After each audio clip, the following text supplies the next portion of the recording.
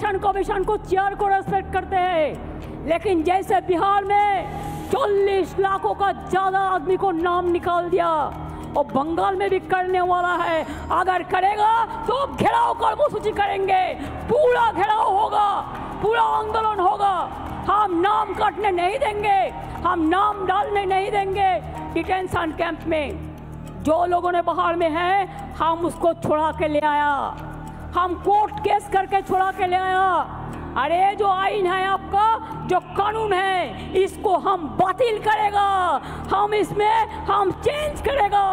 हमें नहीं मानेंगे, हमें नहीं मानेंगे, हमें नहीं मानेंगे।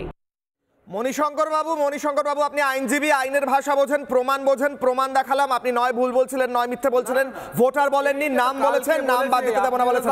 আমি প্রতিক্রিয়া পরে আসবো, আবার মণিশঙ্কর বাবু আপনাকে শুনিয়ে দিলাম। আমি পথিকৃৎ পাইনের কাছে যাবো। পথিকৃৎ পাইন, আমার প্রশ্ন পথিকৃৎ বাবু, মমতা বন্দ্যোপাধ্যায় স্টেজে দাঁড়িয়ে আজকে বলেছেন যদি কোনো অনুপ্রবেশকারী থেকে পাঠিয়ে দিন ফেরত, তারপরে তিনি আবার বলছেন কারুর নাম বাদ দিতে দেব না, এর বিরোধিতা করব। যদি সত্যি অনুপ্রবেশকারীদের পাঠিয়ে দিন, এখানে কোনো অনুপ্রবেশকারী নেই, তাহলে এসআইআর এর প্রবলেম কোথায় মমতা বন্দ্যোপাধ্যায়? সেটাই তো বুঝতে পারছি না পথিকৃৎ বাবু।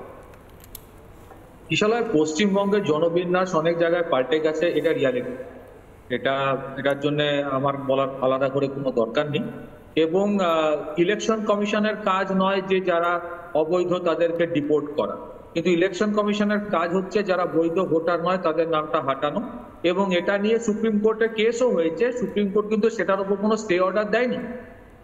ইলেকশন কমিশন যে কাজটা করেছে বিহারে, যেখানে অনেক লক্ষ লক্ষ এরকম ভোটার আছে যারা মৃত বা তারা বিহার থেকে অন্য জায়গায় চলে গেছে, যারা অন্য জায়গায় ভোট দিচ্ছে, তাদের নামটা হাঁটালে অসুবিধা কোথায় আমি তো জানি না। এবং এটা তো এস্টাবলিশ হয়ে গেছে যে সুপ্রিম কোর্ট এটার উপর কোনো স্টে অর্ডার লাগাচ্ছে না। তার মানে এই প্রসেসটা ওয়েস্ট বেঙ্গলও হবে।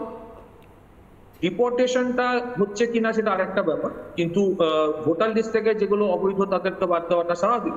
এবং এটা খুব ভুল ধারণা যে রোহিঙ্গারা শুধু মায়ানমার দিয়ে ঢোকে, তাদের ট্রানজিট পয়েন্টের সবচেয়ে বড় জায়গা বাংলাদেশ দিয়েই, এটা কিন্তু মায়ানমার দিয়ে নয়। মায়ানমার দিয়ে যারা নৌকা করে আসে তারা বেশিরভাগ চেষ্টা করেছিল উড়িষ্যা বা ওই দিকে যেতে, পশ্চিমবঙ্গে ঢুকেছে, ত্রিপুরায় ঢুকেছে, কিন্তু বাংলাদেশের তরফ থেকে বাংলাদেশে রোহিঙ্গারা এত মাত্রায় অত্যাচার করেছে, এত মাত্রায় লোকাল বাংলাদেশেরা নিজেরা মাইনরিটি হয়ে গেছে কক্সবাজারে, যে বাংলাদেশ অনেকদিন ধরে চাইছে হয় এই রোহিঙ্গাদের মায়ানমারে পাঠিয়ে দেওয়া, নইলে ওদের একটা আইল্যান্ড আছে দ্বীপ ভাসানচার বলে, সেখানে তাদেরকে ট্রান্সপোর্ট করারও কথা চলেছিল।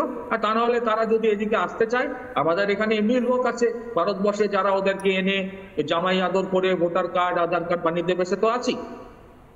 তো রোহিঙ্গার তো আছে এখানে, এটা তো ফ্যাক্ট।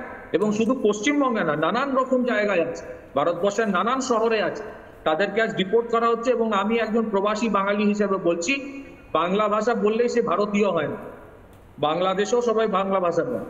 তো যারা ভারতীয় নয় তাদের বিরুদ্ধে অ্যাকশন নেওয়া হবে। পশ্চিমবঙ্গে যদি অবৈধ ভোটার থাকে তাদের বিরুদ্ধে অ্যাকশন নেওয়া হবে, সেটা তো ইলেকশন কমিশন নেবেই। তার জন্য সুপ্রিম কোর্ট আছে, সুপ্রিম কোর্ট এটার উপর কোনো স্টে অর্ডার নেয়নি। রাজনৈতিক ভাষায় কিছু বলা অন্য জিনিস, কিন্তু যেটা হবার সেটা তো হবে। ব্যাক টু ইউ বিশাল। বেশ, পথিকৃৎ বাবু বলছেন রোহিঙ্গা আছে, এটা একটা প্রমাণিত সত্য, এটা একটা ফ্যাক্ট। দেখাই একবার রোহিঙ্গা অনুপ্রবেশকারী, অবৈধ অনুপ্রবেশকারী কোথায় কিভাবে আছে। ছোট্ট উদাহরণ দেখাই, সব উদাহরণ দেখাতে গেলে শেষ হয়ে যাবে। দেখুন বারুইপুরের উদাহরণ, ফিরছি আলোচনায়। দেখুন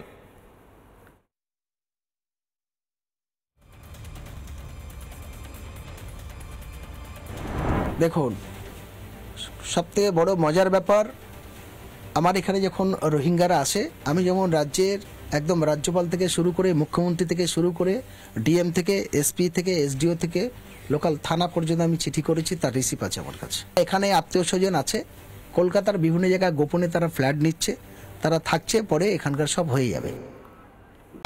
নানা ধরনের কন্টেন্ট দেখার জন্য লাইক করুন, শেয়ার করুন আমাদের ফেসবুক পেজ, সাবস্ক্রাইব করুন আমাদের ইউটিউব চ্যানেল। পাশাপাশি অন্যান্য ব্রেকিং নিউজের জন্য অবশ্যই চোখ রাখুন রিপাবলিক বাংলায়।